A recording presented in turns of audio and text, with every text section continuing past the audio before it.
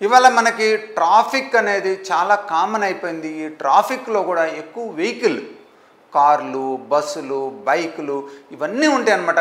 కంటిన్యూస్‌గా మనం హారన్‌కి ఎక్స్‌పోజ్ అవుతూ ఉంటాం. ఎస్పెషల్లీ సిగ్నల్స్ దగ్గర అయితే మనం పర్సిస్టెంట్‌గా అక్కడే ఉంటాము. చుట్టుపక్కల వచ్చే సౌండ్‌కి చాలా ఎక్స్‌పోజ్ అవుతుంటాం అనమాట. ఈ ట్రాఫిక్‌లో వచ్చే సౌండ్‌లు ఏందంటే మోర్ దాన్ 70, 80, 100 డెసిబెల్స్ ఉంటాయి. ఎందుకంటే హారన్స్ అనేవి చాలా లౌడ్ డెసిబెల్స్‌లో ఉంటాయి అన్నమాట.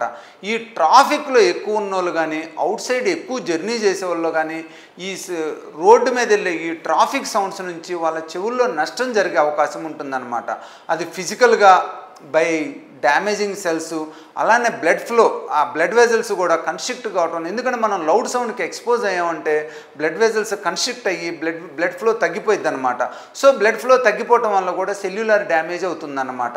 సో ఇవాళ మనం చూసినట్లయితే ఈ ట్రాఫిక్ సౌండ్స్, ట్రాఫిక్లో చాలామంది మొబైల్స్ కూడా వాడుతూ ఉంటారు, లౌడ్ నాయిస్లో పెట్టుకుంటూ ఉంటారు. అలానే హెడ్సెట్లు, బ్లూటూత్లు కూడా వాడుతూ ఉంటారు, వాళ్ళు కూడా లౌడ్ నాయిస్లో ఇలా ఒకదానికొకటి అన్నీ కలిపి వీళ్ళకి లోపల చెవిలో డ్యామేజ్ పెరుగుతుందన్నమాట. ఈ మధ్యలో చూసినట్లయితే చాలామంది కండక్టరు, డ్రైవర్సు చెవిలో టినిటస్ ప్రాబ్లం తోటి, అలానే వర్టిగో ప్రాబ్లమ్స్ తోటి, హీరింగ్ లాస్ తోటి వస్తున్నారు అనమాట. దీనికి మెయిన్ కారణం ఏంటంటే they are spending more time in the vehicles. ఎందుకంటే ట్రాఫిక్లో ఈ బస్సు పోవాలంటే ఎక్కువ టైం పట్టిద్ది. సో కండక్టరు, డ్రైవర్ అనేవాళ్ళు ఎక్కువ ఎక్స్పోజ్ అవుతూ ఉంటారు. దాంతో వీళ్ళు ఫోన్లు, హెడ్సెట్లు, బ్లూటూత్ అంటే అది యాడెడ్. ఓల్డెన్ డేస్లో ఆ ప్రాబ్లం ఉండేది కాదు. మనకు ఓన్లీ ట్రాఫిక్ ఉండేది. ఆ ట్రాఫిక్లో కూడా తక్కువ వెహికల్స్ ఉండేవి, తక్కువ సౌండ్స్ ఉండేవి. సో డ్రైవర్లకి, కండక్టర్లకి అంత ప్రాబ్లం ఉండేది కాదు.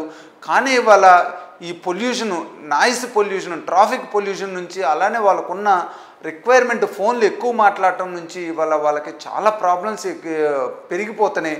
బోత్ మన లోపల చెవిలో ఉన్న బ్యాలెన్స్ సిస్టము, హీరింగ్ సిస్టము రెండూ డ్యామేజ్ అవుతున్నాయి. దీనివల్ల వాళ్ళకి వినికిడి తగ్గటం, డిజీనెస్ రావటం, వట్టెగో రావటం జరుగుతుందన్నమాట.